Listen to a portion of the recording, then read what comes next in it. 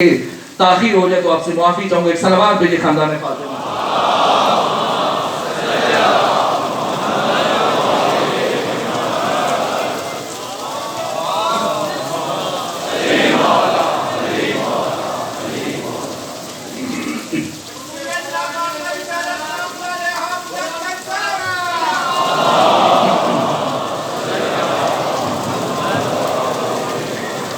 ایک طرف یہ صورتحال کہ مولے متقیان مشغول ہیں اور دوسری طرف اسی گلی میں ایک شخص ہے جو تلوار نکال کے کھڑا ہے.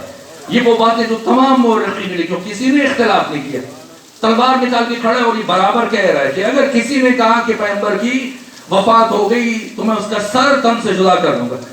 پیغمبر جناب موسیٰ کی طرح سے غائب ہوئے کچھ عرصے کے لیے یا آسمانوں پہ چلے گئے، اور تیسرا جملہ کہا شاید وہ بے ہوش ہو گئے، پلٹ کے آئیں گے اور جس نے بھی کہا کہ پیغمبر مر چکے ہیں تو وہ آ کر خود اپنی تلوار سے اس کے پاؤں اور ان کا سر کاٹ دیں گے. اس طرح کی گفتگو جب شروع کی، عمر ابن زائدہ ختمی مرتبت کا جوان صحابی آگے بڑھا اور قرآن مجید کی آیات پڑھی کہ اگر ختمی مرتبت نبی پچھلے نبیوں کی طرح سے نبی تھے، اگر وہ چلے جائیں یا پروردگار نے بلا لے تو کیا تم الٹے پاؤں کفر کی طرف چل پڑو گے؟ علاقے سے جھڑک دیا خاموش ہو جاؤ. جہاں تک اسی اسنا میں ایک فرد کو روانہ کیا کسی صاحب کو بلانے کے لیے، اور کچھ فاصلے زمانی طے ہونے کے بعد وہ فرد جسے بلایا گیا ابو عبیدہ جراح کے ساتھ وہاں پہ پہنچا، اور جیسے ہی پہنچا آنے والے نے وہی آیت سنائی اور وہی باتیں کی جو کچھ دیر پہلے عمر ابن زائدہ کر رہا تھا. اسے روک دیا گیا، لیکن سننے کے بعد کہا میرے حافظے میں نہیں رہا تھا، تلوار کو نیام میں ڈالا اور تینوں افراد وہاں سے چلے کہاں؟ ثقیفہ بنی سعدہ کی طرف، جہاں پہلے سے انصار جمع تھے. جیش اسامہ میں عدم شرکت کے باعث اور قلم دوات نہ دینے کے باعث انصار مدینہ بھانپ چکے تھے کہ یہ حکومت کس طرح سے کیا منصوبہ بندی ہے. لہذا انہوں نے کہا کہ اگر علی تک نہیں پہنچے تو کم سے کم پھر ہمیں ملے. لہذا اوس و خزرج جو باہمی رقابہ رکھتے تھے، اس کے باوجود سب جمع تھے اور اس کی قیادت کر رہے تھے قبیلہ خزرج کے سردار جناب سعد بن عبادہ. اور چونکہ بیمار تھے، نحیف تھے، ردا اڑ کے بیٹھے ہوتے مسند پر، تو انہی کا بیٹا قیس بن سعد وہ ان کی بات کو بار بار دہرا رہا تھا. یہ سب کے سب جمع تھے، تقریباً 320 کے قریب یا 317 افراد اکٹھے تھے. اور اس اسنا میں سعد بن عبادہ کی بیعت تقریباً ہونے والی تھی. سب متفق تھے اور خزرج اور اوس بھی ان کا ساتھ دے رہے تھے تاکہ مہاجرین کے مقابلے میں کم از کم انصار کی بالادستی برقرار رہ جائے. ابھی آخری مرحلے میں تھی بیعت، 3 افراد پہنچے اور ان کے پیچھے عبد الرحمن بن عوف مکی بھی دوڑتا ہوا پہنچ گیا. اور اس مرحلے میں جیسی آئے صاحب شمشیر جو شخص تلوار نکال کے کھڑا تھا، آتی کہا کہ تمہیں یہ حق کس نے دیا کہ تم خلیفہ کا انتخاب کرو؟ ان کا ہماری زحمتیں، ہمارے وجود سے اسلام کو تقویت ملی، ہم نے جنگیں لڑی ہیں. پیغمبر اکرم اسلام نے تو اپنے قبیلے والوں کو جب دعوت دی قریش کو تو چند مٹھی بھر افراد نے ساتھ دیا. ان افراد کے ساتھ تو ہرگز کبھی بھی اسلامی ریاست نہیں بن سکتی تھی. یہ ہماری کوشش تھی، ہمارا ساتھ تھا، ہم نے قربانیاں دی، ختمی مرتبت کا ساتھ دیا، ان کی میزبانی کی، جنگیں لڑی، اسلام کو تقویت دی، یہاں تک کہ تمہارا ساتھ کیا، تمہیں اپنے اموال میں شریک کیا. یہاں تک کہ جو افراد اپنی بیویوں سے الگ ہو کے آئے تھے، جس کے پاس 2 بیویاں تھی، ہم نے اپنی ایک بیوی کو طلاق دی تاکہ تم شادیاں کر سکو. اس حد تک جب ہم نے تمہارا خیال رکھا تو یہ خلافت ہمارا حق ہے. صاحب شمشیر نے کہا کہ تم نے جو کیا اس کا اجر اور صلہ جا کر قیامت میں اللہ سے دینا، لیکن حکومت ختمی مرتبت کے خاندان میں جائے گی، یہ ان کا حق ہے. لہٰذا اپنے ساتھ موجود افراد میں سے ایک فرد کا ہاتھ بڑھایا اور سب سے پہلے خود بیعت کی. میں خلاصہ کر رہا ہوں، یہاں تک کہ سعد بن عبادہ کے مخالف قبیلہ اوس سے اسی کا چچا زاد بھائی نعمان بن بشیر جو کہ سکینہ رکھتا تھا، اس نے بھی ہاتھ بڑھایا اور دیکھا دیکھی شور اٹھا کہ 2 امیر ہو جائیں. لیکن تفصیلات ہیں. خلاصہ یہ کہ بالآخر سعد بن عبادہ اور قیس کے علاوہ، باپ اور بیٹے کے علاوہ باقی سب نے بیعت کر لی. قریش کی وقتی منطق کے آگے سرنگو ہو گئے اور یہاں سے اب اس پہ ثابت قدم رہنا، اور اگر ان سے منصرف ہوئے تو پھر اس کے ذمہ دار تو خود ہو گئے. یوں ایک طرف ختمی مرتبت کی تجہیز اور تکفین اور نماز جنازہ کا سلسلہ جاری ہے، اور دوسری طرف ایک نوزائیدہ حکومت ہے جو مسلسل تیزی سے اس کے لیے کوششیں جاری ہیں. یہاں تک یہ حکومت برقرار ہو گئی. اور ختمی مرتبت کی تدفین کے بعد جمعرات کے دن اب کیا صورتحال ہے؟ اب صورتحال یہ ہے کہ مولے متقیان سے بیعت کا مطالبہ کیا گیا. اسی کی سب سے بڑی مشکل اب یہ ہے کہ ایک متوازی شخصیت کے جو حکومت کے جن کا اعلان ہو چکا ہے، جن کے بارے میں ختمی مرتبہ نے اپنی ساری زندگی مسلسل فرمایا، آپ کا بیعت نہ کرنا حزب حاکم کی بہت بڑی پریشانی ہے، اس سے کوشش ہے کہ بیعت لی جائے۔ اب یہاں پر حزب حاکم کے جو افراد حزب حاکم کے لیے خطرہ بن سکتے ہیں ان کی تعداد 3 سے 4 ہے۔ سب سے پہلے انصار، دوسرے نمبر پر بنو امیہ، تیسرے نمبر پر علی ابن ابی طالب، بنو ہاشم، اور پھر اصحاب علی۔ یہ سارے حریف ہیں جن سے حکومت وقت اور اس نوزائیدہ حکومت کو خطرہ ہے۔ سب سے پہلے حریف انصار وہ قریش کی وقتی منطق کے آگے سرنگوں ہو گئے۔ میں مجبور ہوں اس تاریخی تفصیل کو بیان کیے بغیر میں ہرگز فلسفہ نزول کوثر بیان نہیں کر سکتا آپ کے نام۔ سب سے پہلا حریف انصار ہے، انصار مجبور ہے، چونکہ ہاتھ رکھ چکے ہیں، اب پیچھے نہیں ہٹ سکتے۔ دوسرا حریف بنو امیہ، اور بنو امیہ کا سردار ابو سفیان ہے، لیکن اس کی شومی قسمت یہ ختمی مطبت کے انتقال کے موقع پر مدینہ کے اندر موجود نہیں تھا، بلکہ تجارت کے لیے شام گیا ہوا تھا۔ اور جیسے اسے واپسی پر اطلاع ملی، خبر ملی کہ پیغمبر گرامی اسلام کا انتقال ہو چکا، تو اس نے سب سے پہلا سوال یہ کیا کہ پھر خلیفہ کون بنا، پیغمبر کی جگہ حاکم کون ہے؟ بتایا گیا فلاں شخص حاکم بنا۔ اس نے سارا مال اپنے غلاموں کو سپرد کیا اور اپنے گھوڑے کو سر پر دوڑاتا پہنچا مدینہ، اور گھر نہیں گیا، سیدھا ختمی مطبت کے چچا جناب عباس بن عبد المطلب کے پاس پہنچا اور ان سے کہا کہ خلافت یا تو بنو ہاشم کا حق ہے یا پھر بنو امیہ کا حق ہے۔ یہ بنو تمیم کے پس قبیلے کا فلاں فرد کب اس قابل تھا کہ اس کو خلافت دی جائے؟ کہا پھر کیا کریں؟ کہا کہ بنو ہاشم کے پاس اہل افراد کی کمی نہیں ہے، جن میں سے برجستہ ترین شخصیت خود علی ابن ابی طالب ہے۔ آپ علی سے چل کے ایک دفعہ میری طرف سے یہ مطالبہ کریں کہ علی مسجد نبوی میں کھڑے ہو کر مسلمانوں کے سامنے یہ کہہ دیں کہ میں پیغمبر کا جانشین ہوں اور میں خلیفہ ہوں، پھر علی کو خلافت لے کے دینا میرا کام ہے۔ میں مدینے کی گلیوں کو گھوڑا سواروں سے اور پیادہ لوگوں سے بھر دوں گا، جتنے تیر، تلواریں، نیزے، جتنے بھی گھوڑے، خچر، سامان حرب و زر، سپاہی، سب میرے ہوں گے۔ بس علی سے اتنا کہو، علی آپ کا بھتیجا ہے، علی ایک دفعہ حامی بھرے، خلافت لے کے دینا میرا کام ہے۔ کیا ہوا؟ خوشی خوشی جناب بے باس کوئی تو ہے اس مشکل وقت میں ہمارا ساتھ دینے کے لیے، چلے اور پہنچے مسجد نبوی میں، جہاں علی ابن ابی طالب ختمی مطبت کی قبر کے قریب بیٹھ کر قرآن حکیم کی تلاوت میں مصروف تھے۔ جیسے یہ دو افراد آئے، عباس بن عبد المطلب نے ابو سفیان سردار بنو امیہ کی بات کو دہرایا۔ مولا متقیہ نے جیسے یہ بات سنی، آپ کے چہرے پر غضب کے آثار ظاہر ہوئے، ابو سفیان کی طرف دیکھا اور یہ جملہ ارشاد فرمایا کہ ابو سفیان، خلافت میرا حق ہے، اس میں تو کچھ شک نہیں ہے، لیکن علی ابن ابی طالب کو یہ بات سمجھ میں نہیں آ رہی کہ تو ابو سفیان مسلمان کب سے ہو گیا؟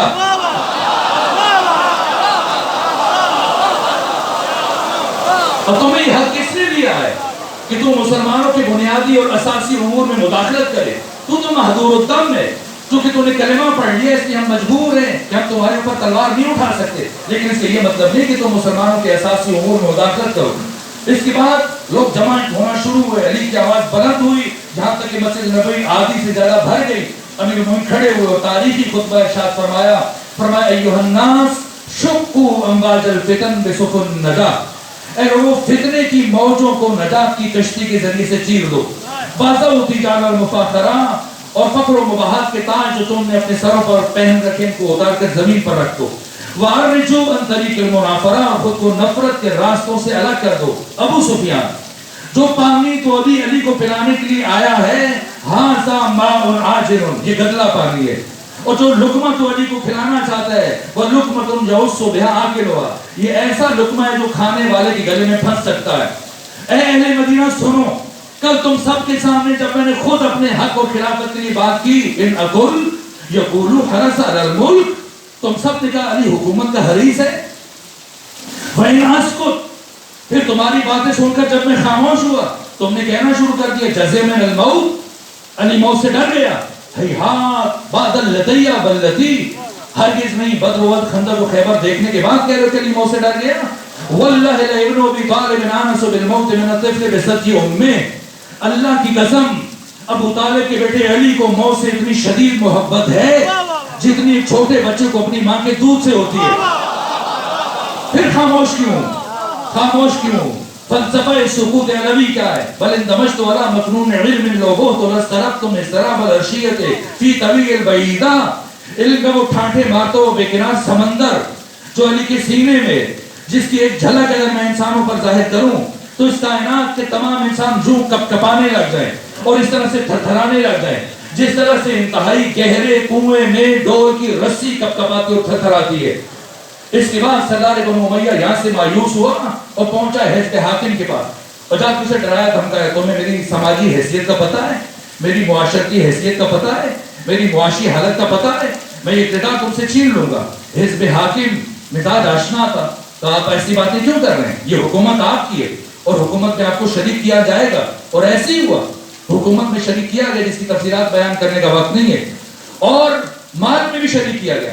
جتنا مال پڑا تھا بیت المال میں سارے کا سارا اٹھا کر سردار بنو امیہ کو خاموش کرنے کے لیے، اس کا ضمیر خریدنے کے لیے اس کے سپورٹ کر دیا گیا. پہلے فریق انصار، دوسرے فریق بنو امیہ. انصار قریش کی وقتی منطق کے آگے خاموش ہو گئے. بنو امیہ کے ضمیر اور وجدان کو ان کا منہ بھر کے خرید لیا گیا. تیسرے مرحلے میں علی بن ابی طالب، آپ کو پتہ چل چکا تھا کہ اس لمحے سقیفہ بنی سعدہ میں کیا ہو رہا ہے. وہ علی جو جنگ احد میں اپنی ٹوٹی ہوئی تلوار کے ساتھ ہزاروں دشمنوں کو بھاگنے پر مجبور کر سکتا ہے، اگر سقیفہ بنی سعدہ میں چلے جاتے تو کتنا وقت چاہیے تھا علی بن ابی طالب کو؟ تو پھر علی بن ابی طالب نے تلوار کیوں نہیں اٹھائی؟ کیوں علی نے تلوار نہیں اٹھائی؟ یہ بچوں اور جوانوں کو سمجھانے کے لیے، بات مکمل کرنے کے لیے ناگزیر ہے کہ میں ایک مثال کا سہارا لوں. میرے دائیں طرف برادر عزیز عقیل بھائی تشریف فرما اور بائیں طرف اطہر بھائی تشریف فرما، دونوں بزرگوار ہیں. مثلا فرض کیجئے کہ آپ ملی سطح پر، ملکی سطح پر آپ یہ دیکھتے ہیں کہ حالات ناسازگار ہیں مومنین کے. ان کے بنیادی حقوق کو پائمال کیا جا رہا ہے، نصاب میں، باقی چیزوں میں ان کے حقوق کو نظر انداز کیا جا رہا ہے، حق پامال ہو رہے ہیں. تو مومنین کو بیدار کرنے کے لیے، انہیں شعور دینے کے لیے، ان کے حقوق کے تحفظ کے لیے یہاں لاہور کے باشعور ذمہ دار افراد جہاں پر بیٹھتے ہیں سوچتے ہیں کہ کوئی ایسا کام کرے، ایسا ادارہ بنائے جو مومنین کو اجتماعی شعور دے، دینی شعور دے، ان کو ان کے حقوق سے آگاہ کرے اور ہم ملکی سطح پر اپنے حقوق کا تحفظ کر سکیں. اور اس کے نتیجے میں سب جب آمادہ ہو جاتے ہیں تو دوسرے جلسے میں پھر اکٹھے ہوتے ہیں اور کہتے ہیں کہ ایک منشور بھی مرتب کر دیں. یہ ہم افراد کم ہیں، باقی شہروں تک بھی ہمارا پیغام پہنچ جائے اور جو مومنین دوسرے شہروں میں زندگی گزار رہے ہیں ان تک بھی ہمارا پیغام پہنچے، وہ بھی ہمارا ساتھ دیں تاکہ ادارہ ملکی سطح پر فعال ہو سکے.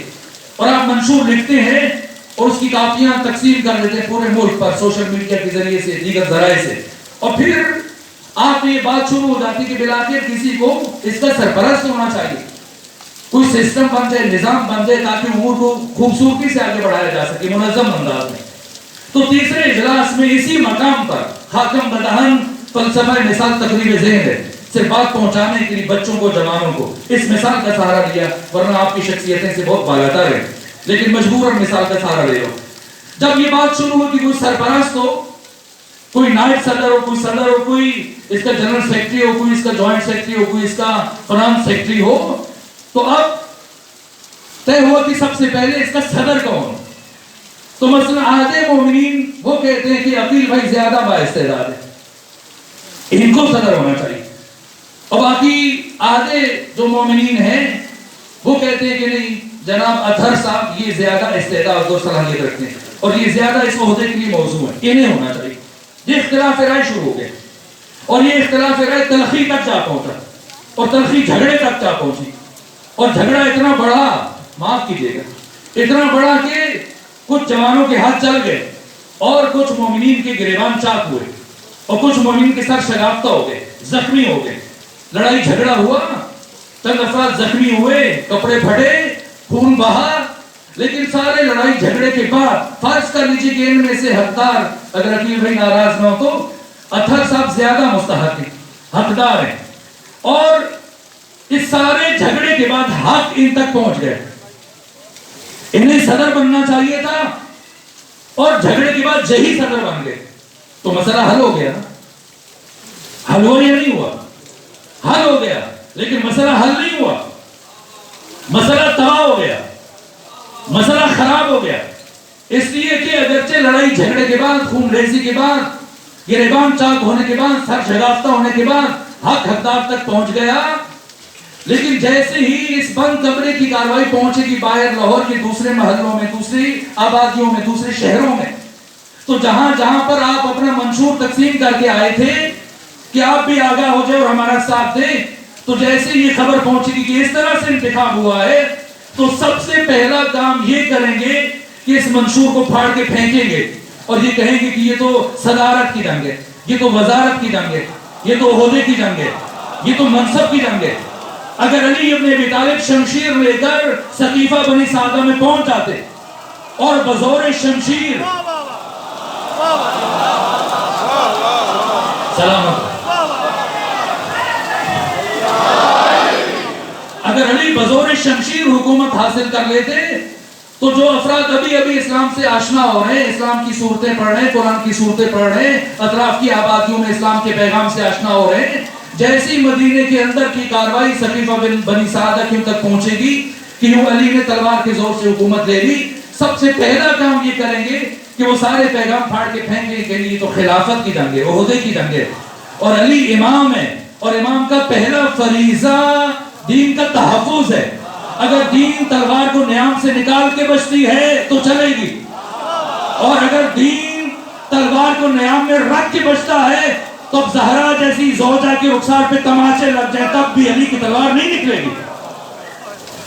اسلام مدیون ہے، اپنے وجود میں بھی علی کی شمشیر کا مدیون ہے، اپنی بقا میں بھی علی کی شمشیر کا مدیون ہے۔ اسلام اپنے وجود میں آنے کے لیے بھی علی ابن ابی طالب کی شمشیر کا رہنے محنت ہے، اور اگر باقی اسلام تب بھی صبر علی کا نتیجہ ہے۔ تو علی تلوار نہیں اٹھا سکتے، اور اگر علی تلوار نہیں اٹھا سکتے تو بنو ہاشم بھی علی کے ساتھ ہیں، ان کا تلوار اٹھانا بھی ایسے ہے کہ علی تلوار اٹھا رہے ہیں، اور علی کے ساتھی بھی نہیں اٹھا سکتے، ورنہ جب علی ابن ابی طالب کے گلے میں رسی ڈالی گئی اور جیسے یہ منظر ابو ذر نے دیکھا برداشت نہیں کر سکے، ابو ذر کا ہاتھ بڑھا تلوار کی طرف، جیسی آدھی تلوار نکال چکے، علی کی نگاہ پڑھی کہ ابو ذر تلوار نکال رہے ہیں، فوراً سے ابو ذر کو نہیں روکا، سلمان کی طرف دیکھا، صاحب اسرار ہے سلمان محمدی، بھاگے ابو ذر کی طرف اور یہ جملہ کہا، اے ابو ذر کیا تو علی سے بڑا شجاع ہے؟ کیا تو خیبر شکن سے بڑا شمشیر زن ہے؟ آج اگر خیبر گیر علی ابن ابی طالب تلوار نہیں اٹھا رہے تو اس سکوت کے راز کو سمجھو۔ ابو ذر نے تلوار کو نیام میں ڈال دیا۔ جس لمحے حضرت کے گلے میں رسی ڈال کے آپ کو گھر سے مسجد لے کے جا رہے تھے، آپ کے ایک ہمسایہ یہودی جو 10 سال پیغمبر گرامی اسلام کا ہمسایہ رہا، قریب رہا، پیغمبر قرآن کی آیتیں پڑھتے رہے، تبلیغ کرتے رہے، لیکن سخت دل تھا، اسلام قبول نہیں کیا۔ 10 سال گزرنے کے بعد پیغمبر کی رحلت ہو چکی ہے، اور جیسے ہی مولا متقیان علی ابن ابی طالب کی گلے میں رسی دیکھی، فوراً سے کہا لا الہ الا اللہ محمد الرسول اللہ علی ولی اللہ۔ فوراً سے ایک مسلمان آگے بڑھا، تب پیغمبر ساری زندگی تمہیں تبلیغ کرتے رہے، دعوت دیتے رہے، تب کلمہ نہیں پڑھا۔ آج کیا دیکھا کلمہ پڑھا ہے؟ کہا آج سے میں نے 4 سال پہلے اسی علی کو جنگ خیبر میں لڑتے ہوئے دیکھا تھا، اور اس علی نے اپنے ہاتھوں سے اس دروازے کو اکھاڑا تھا جسے 20 پہلوان مل کے کھولتے تھے اور بند کرتے تھے، اور آج یہ علی چند اوباشوں کے ہاتھوں دستگیر ہے۔ کچھ تو بات ہے۔ اگر اسلام دین حق نہ ہوتا اور یہ محمد مصطفیٰ کا وسیع نہ ہوتا تو اتنے بڑے ظلم کو کبھی برداشت نہ کرتا۔ انصار خاموش ہیں، بنو امیہ خرید لیے گئے، علی مجبور ہے، تلوار نہیں اٹھا سکتے۔ اب بتائیں اس سکوت میں، اس سناٹے میں اگر سب خاموش ہیں تو وہ پیغام جس پر ختمی مرتبہ کی رسالت کا دار و مدار تھا، وہ پیغام جو تمام تر قیامت تک آنے والی بشریت کے حقوق کے تحفظ کی ضمانت ہے، وہ پیغام جو 1,24,000 انبیاء سارے نبیوں کی محنتوں کا خلاصہ ہے، وہ پیغام جو ناموس بشر کی ضمانت ہے، ہمیشہ کے لیے حافظہ بشر سے محو ہو جائے، انسان بھول جائے کہ کوئی ایسا اعلان بھی ہوا تھا، پیغام ولایت ہمیشہ کے لیے فراموش ہو جائے۔ کون ہے جو اٹھے اور جس کی آواز اتنی بلند ہو کہ صدیوں کی مسافت کو چیرتے وہ قیامت تک آنے والے ہر باشعور انسان کے کانوں تک پہنچ جائے. اسی ایک دن کے لیے حق تعالی نے نور فاطمہ کو اس کائنات میں بھیجا. حزب حاکم نے اپنے ہر طرح کے ممکنہ حریفوں کا سدباب کر رکھا تھا اور ہر طرح کے فریق کو خاموش کرنے کے لیے انتظام کر رکھا تھا. ان کے وہم و گمان میں بھی نہیں تھا کہ کبھی نبی زادی بھی گھر سے باہر آ سکتی ہے. لیکن پروردگار نے اسی دن کے لیے نور فاطمہ کو اس کائنات میں ظاہر فرمایا تھا. کیوں گئی فاطمہ؟ کیوں گئی فاطمہ دربار؟ فدق کے لیے. یہ فدق کیا ہے؟ فدق کیا ہے؟ اور پیغمبر نے یہ فدق جناب فاطمہ کو کیوں دیا؟ یہی فاطمہ ہے اپنے گھر میں چکی پیس رہی اور بخار کی حالت اور ہاتھوں پہ چھالے ہیں. بولے متقیان کی نگاہ پڑی, آنکھوں سے اشک جاری ہوئے. کہے اللہ کے نبی کی بیٹی, اب تو مہاجرین و انصار کے گھروں میں کنیزیں تو آپ اپنی خدمت کے لیے کنیز مہیا کر لیجیے. میں چاہتا ہوں کہ آپ بابا سے بات کریں اور وہ ایک کنیز دیں تاکہ آپ کی امور میں آپ کی خدمت کر سکیں. امیر المومنین کی خواہش کے احترام میں جناب سیدہ گئیں پیغمبر کے پاس اور ساری تفصیلات آپ کے علم میں. کیا پیغمبر نے کنیز دی؟ کیا فرمایا؟ میری اہل بیت بشریت کے لیے اسوہ ہیں. کوئی بھی محروم ترین فرد یہ نہ خیال کرے کہ رسول کی اہل بیت اور ان کے گھر والے آسانی میں رہتے اور ہم مشکل میں. آپ سب کے لیے نمونہ ہیں. اے فاطمہ, میں آپ کو کنیز کے بدلے ایسی چیز نہ دوں جو دنیا و ما فیہا سے افضل و بہتر و برتر ہے؟ تو جیسے اللہ کا نبی مناسب سمجھتا ہے فرمایا, ہے فاطمہ اب ہر رات سونے سے پہلے اور ہر نماز کے بعد 34 مرتبہ اللہ اکبر, 33 مرتبہ الحمدللہ اور 33 مرتبہ سبحان اللہ کی تلاوت کیا کیجیے. کنیز دی نہیں دی تو پھر فدق کیوں دیا؟ فدق کوئی ایک باغ نہیں ہے جیسے عام طور پہ بعض لوگ کہتے ہیں کہ باغ فدق. نہ, فدق مدینہ سے 80 کلومیٹر کے فاصلہ پر باغات کا ایک بہت بڑا مجموعہ ہے جس کے لیے نہ مسلمانوں نے گھوڑے دوڑائے, نہ جنگیں لڑی, نہ خون بہایا, نہ جہاد کیا. یہ خالصاً ختمی مرتبت کی ملکیت ہے جو آپ کو تحفتاً دیا گیا. اور جیسی قرآن کی آیت باتیں ذل قربا حقہ نازل ہوئی, ختمی مرتبت نے فدق جناب سیدہ کو دیا. کیوں دیا جب ایک کنیز نہیں دے رہے؟ تو دیکھیے, کسی بھی حکومت کے لیے دو چیزیں درکار ہیں, ان کے بغیر کوئی بھی حکومت نہیں چل سکتی. اپنے پاکستان کو دیکھ لیں اور دنیا کی تمام حکومتوں کو. پہلی چیز افرادی قوت اور دوسری چیز معیشت. افرادی قوت کے حصول کے لیے اللہ کے حکم سے ختمی مرتبت نے میدان غدیر میں وہ اہتمام کیا اور جتنے افراد کو اکٹھا کر سکتے تھے اکٹھا کر کے علی کی حاکمیت کا اعلان کیا. اور پھر فدق دینا یہ علی ابن ابی طالب کی حاکمیت کا عملی اعلان تھا. اور فاطمہ بذات الرسول نے اس کی امانت ان کو دیا کہ آپ نے علی کی حکومت قائم ہونے پر یہ مولے متقیان کو منتقل کر دینا ہے. اور آپ پڑھ لیجیے, 4 سال فدق جناب سیدہ کے تصرف میں رہا.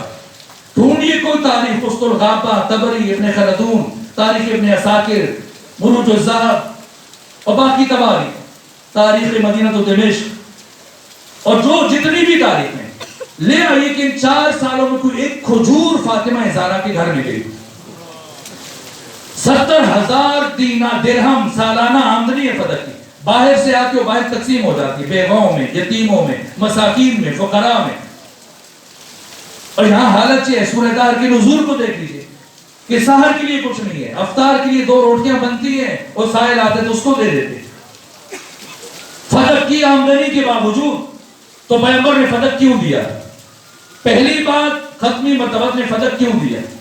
کسی حد تک میں نے اشارہ کر دیا وقت کی کمی کے بعد. دوسری بات, حزب حاکم نے فدق کیوں چھینا؟ شہید صدر فرماتے کہ حزب حاکم کے اتنا بڑا رسک تھا کہ اس کی حکومت جا سکتی تھی کہ لوگ سراپا احتجاج بن جاتے. اس کے باوجود اس نے ہمت کی اور فدق جناب سیدہ سے لے لیا. کیوں؟ حزب حاکم کی مجبوری تھی. ایک تو اگر فدق علی کے پاس رہ جائے تو علی کی معاشی قوت کے باعث لوگ علی کی طرف رجوع کریں گے اور حکومت کمزور رہے گی. دوسری طرف سارا مال جو بھی پڑا تھا اٹھا کر سردار بنو امیہ کو دے دیا. اب مرتدی نے زکات کے ساتھ جنگ کرنی ہے, لوگوں کو وظیفے دینے ہیں, حکومت کیسے چلائے؟ اس لیے حزب حاکم مجبور ہے کہ فدق سیدہ سے چھینے. پیغمبر نے کیوں دیا؟ عرض کیا. حزب حاکم نے کیوں چھینا؟ عرض کیا. فاطمہ کیوں دی؟ فاطمہ کیوں دی؟ فدق کے لیے. آپ یہاں برستی و بارش میں تشریف فرما ہے. میرے عزیزوں بس ختم کر دی. اگر یہاں اس مقام پر ایبرٹ روڈ گلستان زہرا میں اس گلی سے گزرتی ہوئی خاتون یہاں آگے آپ کے سامنے کھڑی ہو جائے اور آپ سے آ کے کہے کہ میں راستہ طے کر رہی تھی اور کسی نے راستے میں مجھ سے میرا پرس چھین لیا, میری رقم چھین لی, تو آپ کیا کہیں گے اور کیا سوچیں گے؟ آپ یہی سوچیں گے کہ ٹھیک ہے تمہارا نقصان ہوا, لیکن یہ قتل مناسب نہیں کہ اتنے اجنبیوں کے سامنے تو آ کے فریاد کرے, اپنی آواز بلند کرے. تو آپ ایک عام خاتون کے لیے یہ مناسب نہیں سمجھتے کہ وہ چند ناہمارموں کے سامنے آ جائے. تو وہ بیوی جس کی زندگی کی سب سے بڑی خواہش یہ تھی کہ کوئی ناہمارم اسے نہ دیکھے اور وہ بھی کسی ناہمارم کو نہ دیکھے, پھر مجھے بتائیں وہ کون سی مجبوری تھی؟ یہ چند درخت فاطمہ زہرا کی مجبوری نہیں تھے. ظالم کے چہرے سے نقاب کو الٹنا اور نور حقیقت کو قیامت تک آنے والے انسانوں تک پہنچانا اور میراث انبیاء کا تحفظ کرنا اور 1,24,000 نبیوں کی ساری محنتوں کو بچانا اور سید الرسول کی سارے جہاد اور کوششوں کو بچانا, یہ فاطمہ کی مجبوری تھی. اس لیے آج فاطمہ زندگی میں پہلی مرتبہ اس طرح سے گھر سے باہر آ رہی ہیں. ام سلمہ آگے بڑھی, اجازت دیں دختر نبی میں بھی ساتھ چلوں. فرمایا نہ, آپ گھر میں رکیں, یہ آپ کا محاذ نہیں ہے, یہ نبی ذاتی کا محاذ ہے. بنو ہاشم کی خواتین کو اپنے ساتھ لیا, ان کے جھرمٹ میں اس طرح سے مورخین نے لکھا کہ آپ کی چادر نیچے کھینچتی ہوئی آ رہی تھی. فاطمہ زہرا بڑھ رہی تھی اور فاطمہ زہرا دربار پہنچی اس حالت میں کہ افراد چینے گویاں کر رہے تھے, گفتگو چل رہی تھی. فاطمہ اس دروازے سے جا سکتی تھی جو مسجد میں کھلتا تھا, لیکن مرکزی دروازے سے گلیوں کے درمیان سے گزر کے گئی تاکہ آج پورے مدینے میں خبر پہنچ جائے کہ نبی ذاتی پہلی مرتبہ گھر سے باہر جا رہی. اور ایسی ہوا جیسی بیوی پہنچی ہے, مسجد نبوی کھچا کھچ لوگوں سے بھری ہے اور دل دھرنے کی جگہ نہیں ہے. بیویوں نے حصار لیا, سیدہ زہرا کے سامنے ایک حجاب اور ایک پردہ آویزاں کیا گیا اور سیدہ نے پردے سے پیچھے اپنی گفتگو کا آغاز کیا. جب بی بی نے آغاز کیا تو لوگ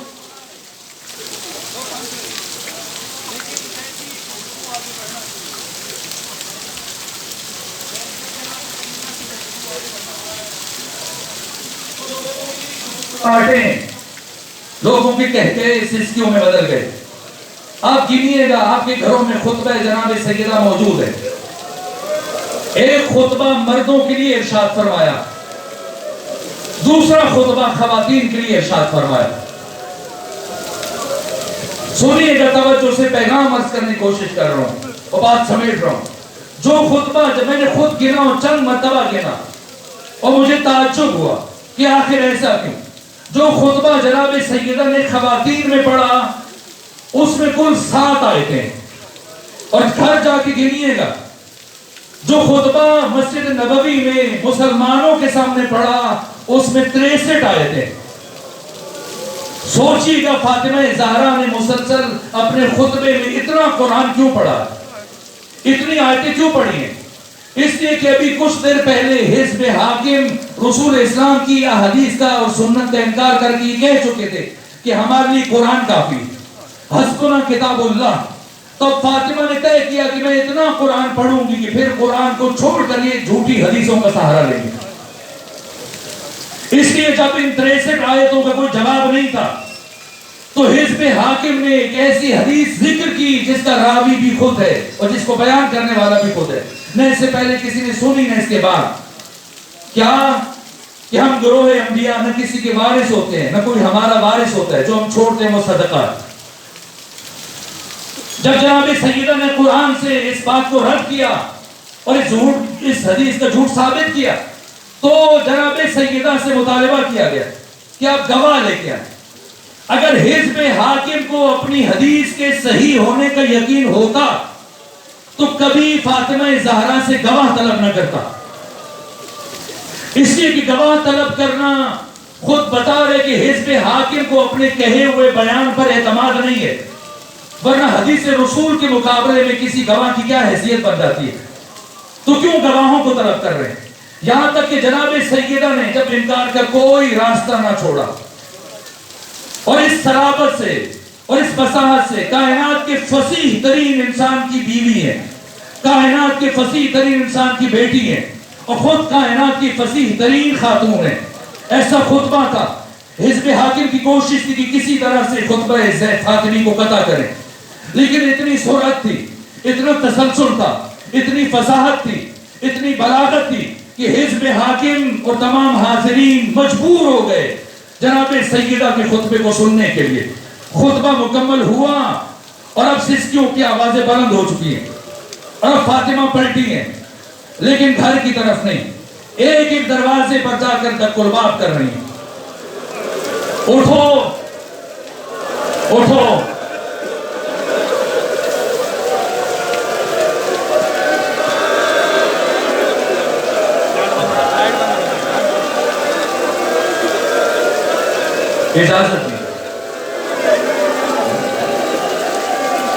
اجازت دیجیے کچھ جملے عرض کر سکوں۔ ہر دروازے پہ جا کر دک الباب کر رہی ہیں۔ عجیب ہے، لوگ دروازے نہیں کھول رہے۔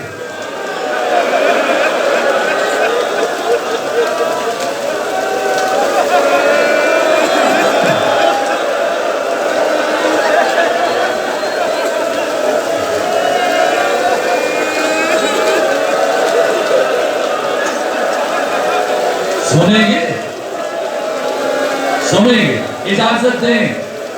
اجازت دیں جملے عرض کروں۔ یہاں تک کہ ایک فرد نے دروازہ کھولا، یہ صحابی رسول معاذ بن جبل ہے۔ ایک فرد نے دروازہ کھولا اور دروازہ کھولنے کے بعد پوچھا، فاطمہ میرے دروازے پہ کیوں دستک دے رہی ہیں؟ کہا جو اعلان غدیر میں سنا اور گواہی دو، حق پامال ہو رہا ہے۔ کہا فاطمہ مجھ اکیلے فرد کی گواہی آپ کی کس کام کی ہے، جبکہ باقی لوگ آپ کا ساتھ نہیں دے رہے، تو میری گواہی سے آپ کو کیا فائدہ پہنچے گا؟ فاطمہ نے کہا کوئی بات نہیں، تم گواہی دو۔ کہا مجھے معذور رکھے، مجھے اعلان غدیر پوری طرح سے یاد نہیں رہا۔ جیسے یہ جملے کہے، کہا معاذ اب جب تک زندہ رہوں گی تمہارے ساتھ کبھی کلام نہیں کروں گی۔ یہ کہا معاذ بن جبل کی گھر سے روانہ ہوئی اور معاذ بن جبل کا بیٹا گھر میں داخل ہوا۔ باپ سے پوچھا بتا نبی زادی کیوں آئی تھی؟ بتایا اس مقصد کے لیے آئی تھی۔ کہا انہوں نے کیا کہا؟ کہ یہ کہا آپ نے کیا جواب دیا؟ کہا میں نے یہ جواب دیا۔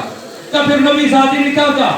کہ نبی زادی نے کہا کہ جب تک زندہ رہوں گی آپ سے بات نہیں کروں گی۔ یہ سنا سعد بن معاذ اپنے گھر سے باہر نکلا، کہا جس سے اللہ کے نبی کی بیٹی ناراض اور بات نہیں کرے گی میں بھی اس سے بات نہیں کروں گا۔ یہ ایک جوان ہے جس نے پھر زندگی بھر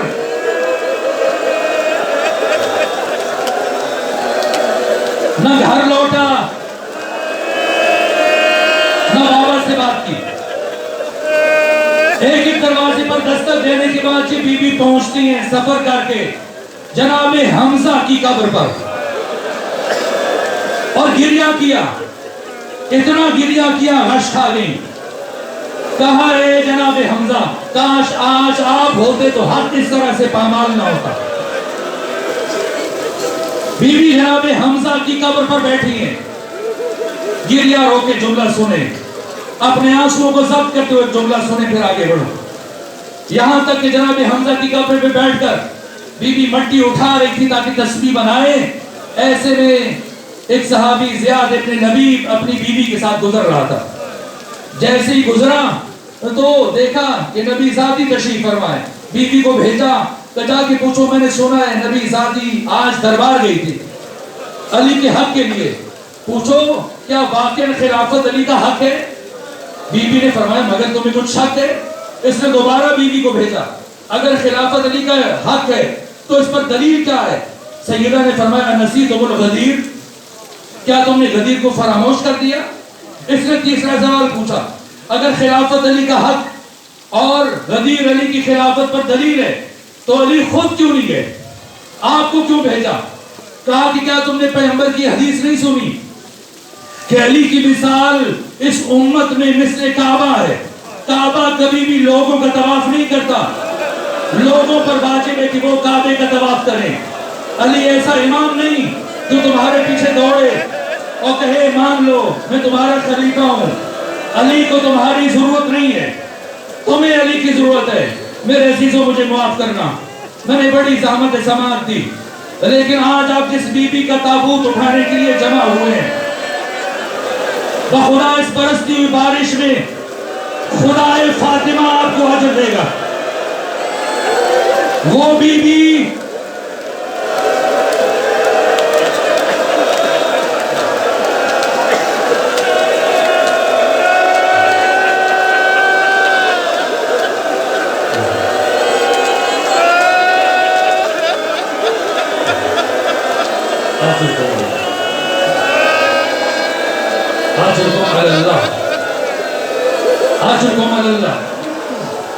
آپ پر خدا کا کرم ہے، آپ پر خدا کا احسان ہے، آپ پر خدا کی عنایت ہے، آپ سے سیدہ راضی ہوں،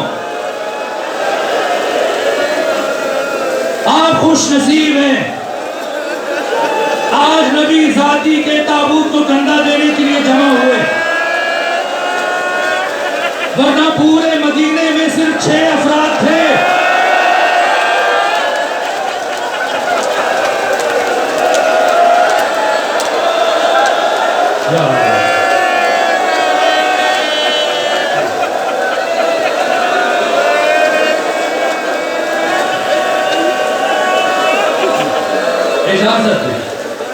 اجازت دے کچھ منزلیں طے کروں۔ میں نے کل آپ کی خدمت میں عرض کیا 50 میں سے 11 افراد جب بی بی پلٹ کے آئیں، گھر آئیں تو دشمن نے سمجھ لیا کہ اگر یہ بی بی کچھ دن اور زندہ رہ گئی اور اس طرح سے لوگوں کے ضمیروں کو جھنجھوڑتی رہیں تو کوئی ہمیں اس مسند پر نہیں بیٹھنے دے گا۔ اس لیے حزب حاکم نے طے کیا جیسے بھی ہو اس شم میں